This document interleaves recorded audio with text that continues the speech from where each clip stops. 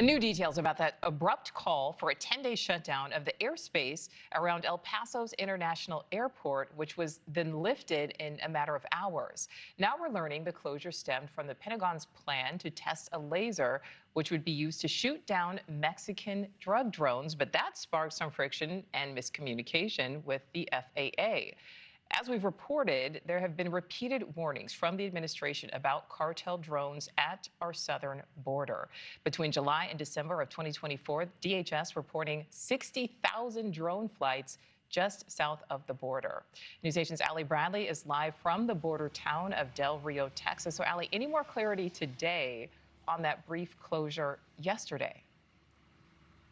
Yeah, Nichole, so we're actually learning that a laser counter-drone weapon system is what caused the closure for 7 hours there over that El Paso airspace. Now, this is a 20-kilowatt Locust direct energy weapon that was deployed, and it's a rare example of the U.S. using this kind of technology to take out flying objects at a fraction of the cost of these traditional interceptor missiles.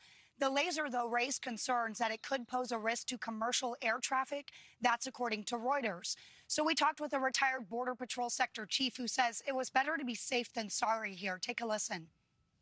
Putting anti-drone technology to use down there in the border where there is significant activity, especially in El Paso, is a good thing. And that's why CBP has taken the lead on it when it comes down to our national security there domestically along the border. It's better to be wrong in the situation of shutting something down than missing the opportunity that could have cost us life and property.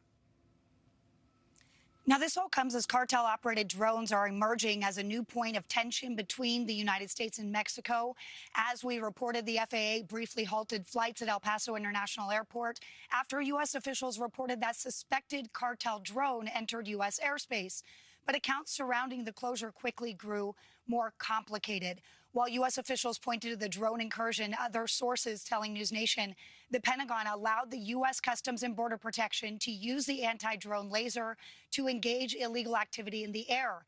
And that's what led to that closure. Mexican President Claudia Sheinbaum added to the uncertainty, saying her office had no information about drone traffic along the border.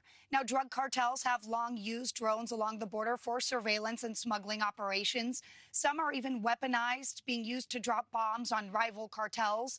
They have also used French agricultural drones that can carry more weight. Now, experts say while incursions are frequent, Nichole, there's no evidence that they're actually happening on the U.S. side of things. Most of what we're seeing, the activity we're seeing, is on the Mexico side. But of course, those incursions are breaching the U.S. airspace and what are causing concern for the Department of War there. Yeah, significant amount of activity regardless. All right, Nichole Berlie, thank you.